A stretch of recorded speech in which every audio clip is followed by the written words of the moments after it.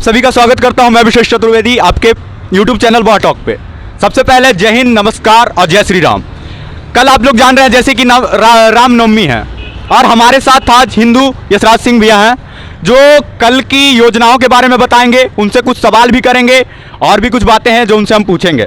तो चलिए, सबसे पहले भैया नमस्कार और हमारे YouTube चैनल की जनता की तरफ से भी आपको नमस्कार।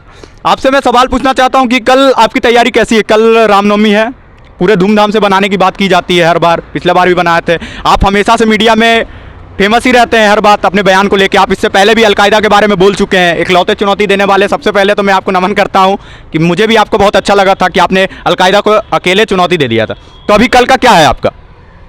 देखिए, कल तो रामनवमी है और सभी हिंदू धर्म को मानने वाले व्यक्ति जो इस रामनवमी को एक बड़ा प्रारूप में हर जगह मनाते हैं, पूरे देश भर में ये मनाया जाता है और हर लोग अपने स्तर से सेवा भाव से करते हैं। कोई जुलूस निकाल रहा है, कोई कहीं किसी की मदद कर रहा है, कोई सेवा भाव कर रहा है। तो हम लोग का कार्यक्रम है कि बिहार का सबसे बड़ा जो रामनवमी यात्रा मुंगेर में निकल रहा है वो हमारे संगठन के थ्रू निकल रहा है और हम लोग वहाँ उपस्थित होने वाले हैं। लगभग 40 से 50 हज़ार की संख्या है और सभी जगह जहाँ जहाँ रामनवमी यात्रा निकल रही है, शोभा यात्रा, उन सभी लोगों को शुभकामनाएं हैं हमारी तरफ से कि इसी तरह से भव्य श्री राम का नाम जो है पूरे देश भर में गूंजे और हर एक व्यक्ति को इस चीज़ की आज़ादी पता है कि हमारे आराध्य जो हैं हमारे देश के लिए, देश का जो मुख्य प्राचीन जो पहचान रहा है वो श्री राम से रहा है और हिंदुत्व का पहचान तो श्री राम से होगा ही।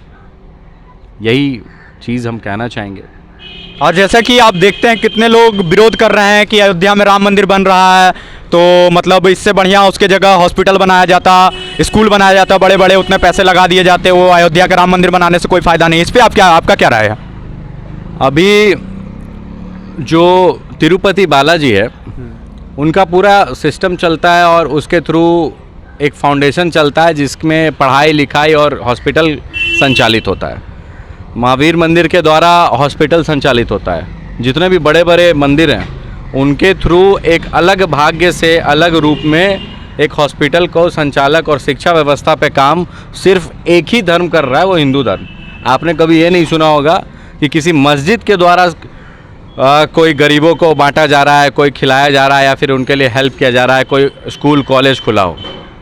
ये जेंडर बेसिस और कास्ट बेसिस पे काम करने वाला कम्युनिटी एक देश में किसी भी अन्य जात के लिए काम नहीं करती है। लेकिन एक हिंदू धर्म का ही ऐसा प्राचीन चीज़ है जिसके मंदिर के थ्रू हॉस्पिटल और गरीबों की सेवा होती है। आप कहीं भी जाएं तो इस चीज़ का प्रमाण आपको कहीं भी मिल जाएगा।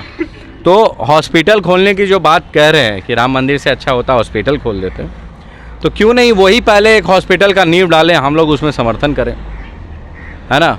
हम चाहते हैं कि जो मंदिर के थ्रू जो आस्था होती है, जो दान पुण्य होता है, उसे ढेर सारे काम होते हैं। ये आप किसी भी मंदिर में जा कर के देख सकते हैं, समझ सकते हैं। और जो विरोध कर रहे हैं उनका विरोध एकदम जायज़ ही नहीं है इस मामले में।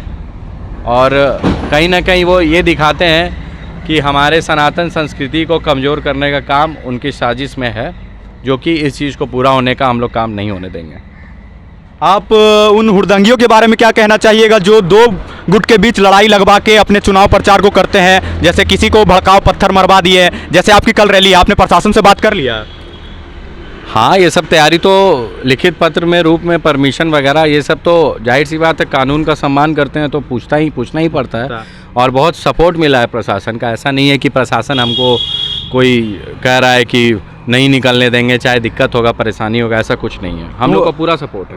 उन हुड़दंगियों के बारे में क्या कहना चाहिएगा जो पत्थर मार देते हैं या कर देते हैं, नेता की तरफ से रहते हैं, वो बिल्कुल मतलब करवाए, जो भारत का जान ही रहा है, राजनीति खेलने के लिए कुछ भी करवा देते हैं? हाँ। तो उन लोगों के लिए आपका क्या राय है? उनको जेल में बंद करना चाहिए।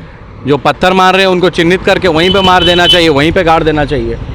ऐसे लोगों का क्या काम जो हमारी संस्कृति में ही चोट पहुंचाने का काम। आज पत्थर मार रहे हैं, कल गोली मारेंगे, है ना। तो ये ऑन टू ऑन उनको कानूनी रूप से तो सबसे पहले सज़ा देना चाहिए कि इस तरह के एक्टिविटी में अगर कोई भी दंगा भड़काने का काम करते हैं तो वो गलत है और उनको कड़ी से कड़ी सजा होनी चाहिए। पिछला बार आप जैसे जानते हैं मुंगेर में बड़ी माता दुर्गा जी का निकला था, उसमें भी एक केस आया था, पीट के जान मार दिया गया था पुलिस की तरफ से। तो इस पे आप क्या कहना चाहेंगे? फिर से आप लोग उस जगह पे जा रहे हैं और कुछ बड़ा 50,000 की संख्या में आपने बोला रैली निकाल, तो आप लोग बिल्कुल पूरे तरीके से तैयार हैं? गोली लगी थी उस व्यक्ति को और पुलिस के थ्रू ही लगा था बाय मिस्टेक। और उसकी सीबीआई की जांच के लिए भी काम चल रहा है, उसका भी केस हम ही लोग देख रहे हैं। तो वो लोग छोड़ने वाले थोड़ी हैं। हम लोग किसी भी गैर चीज़ जो कि कानून का पालन नहीं करता हो उसके सख्त खिलाफ हैं, लेकिन अगर हम लोग कुछ कानून रूप से पालन कर रहे हैं और उसमें कोई बाधा डालता है तो उसको भी हम लोग छोड़ने वाले और बख्शने वाले नहीं हैं।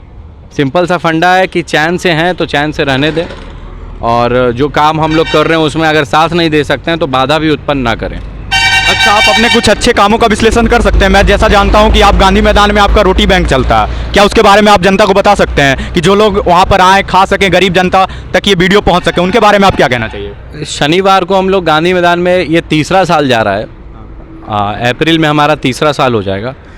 जितने भी गरीब हैं, कम्युनिटी के लोग जो रिक्शा चलाते हैं, कोई चार्टर चला रहा है, ठेला गाड़ी ये सब लेकर कोई दुकान लगाता है, उन लोगों के लिए भोजन का प्रबंध होता है हर शनिवार को शाम में 7 बजे, और पेट भर के भोजन मिलता है उनको श्री राम सेना के तरफ से।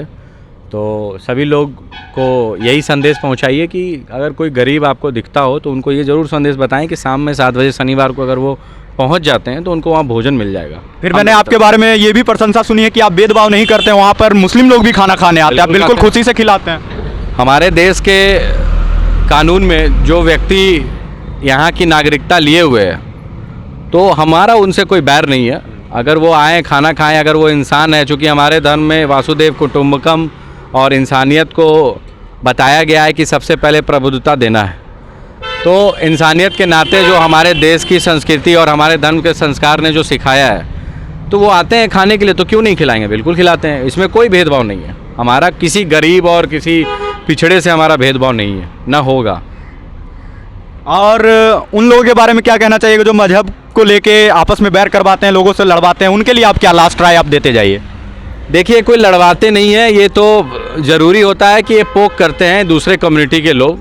यहाँ पे इस देश में 2 तरह के कम्युनिटी के लोग काम कर रहे हैं, एक देश को भड़काने वाले और एक देश को बढ़िया से शांति से चलाने वाले।